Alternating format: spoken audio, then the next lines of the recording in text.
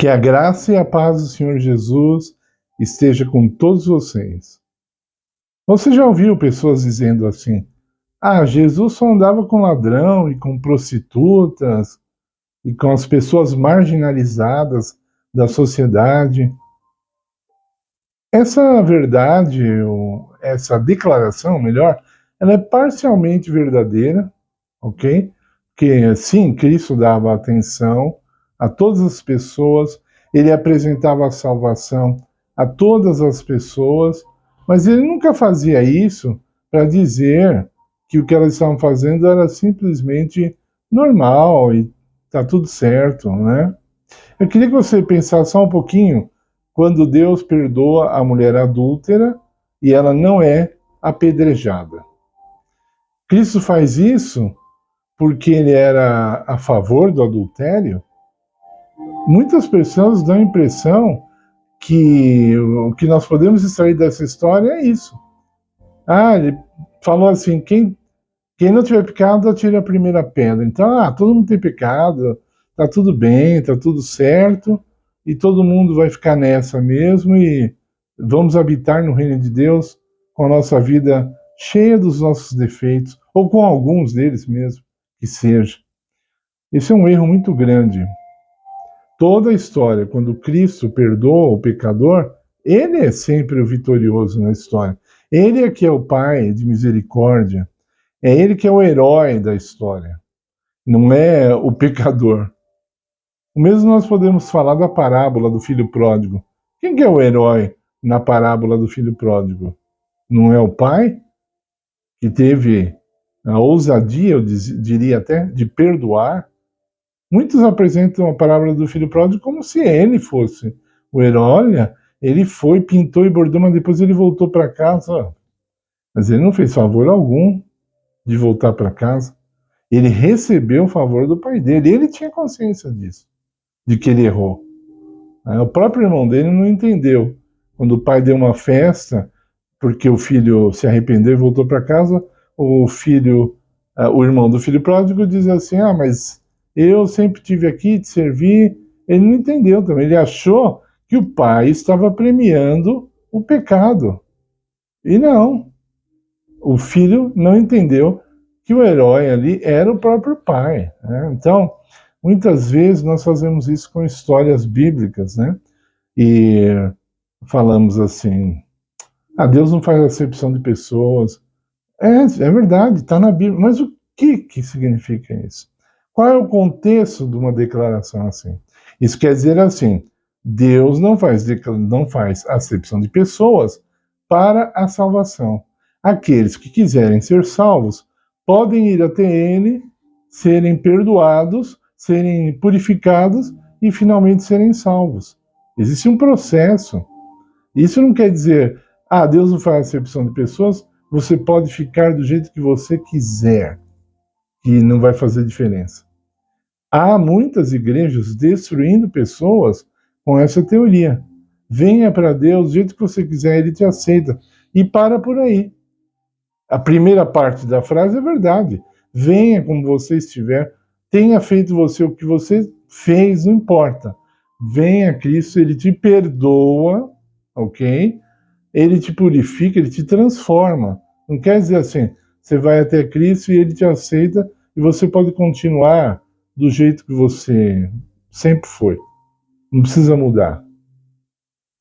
Não, isso não funciona, tá?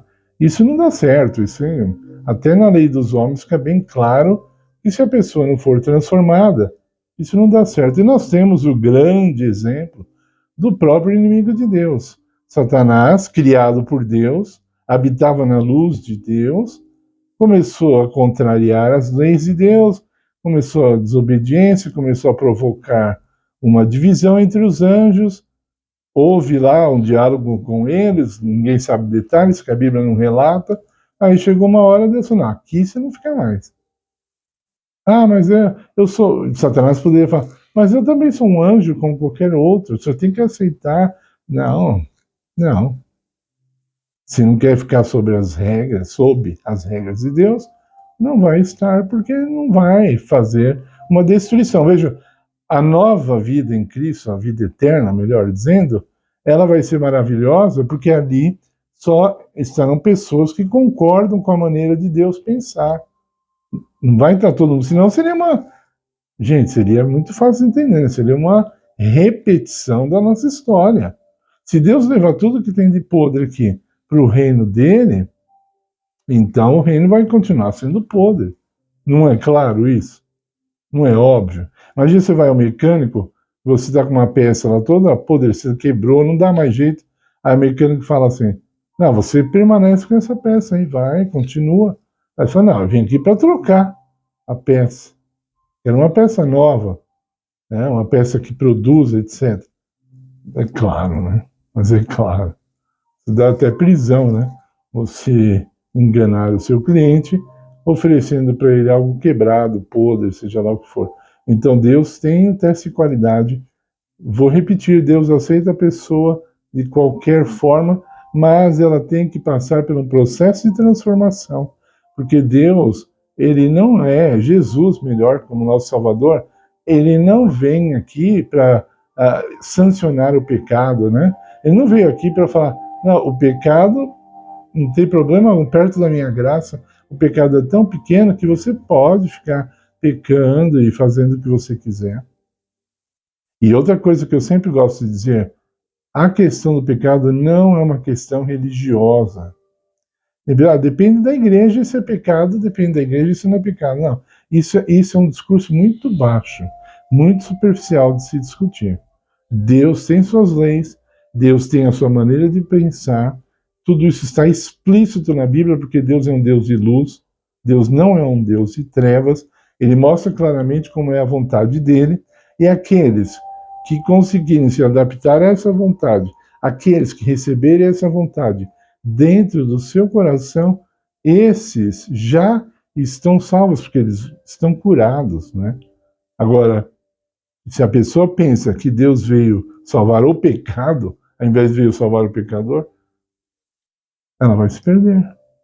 Ela já está perdida. Ela já deve estar dando muitas e muitas cabeçadas na vida por interpretar o caráter de Deus de maneira errada. Nós aqui no canal gostamos muito de falar sobre essas coisas num prisma espiritual, não religioso. Falamos sim de religião, mas é apenas uma pequena parte, porque o principal é a questão espiritual. Né? E isso não tem necessariamente a ver com religião. A questão espiritual é muito superior à religião. Ok? Então, vamos estudar mais? Por favor, deixe seu like em nosso vídeo, compartilhe com o máximo de pessoas que você puder, se inscreva no canal se você ainda não é inscrito, e eu oro muito que Deus te abençoe para que você queira ter uma vida espiritual muito mais vitoriosa, em nome de Jesus. Amém.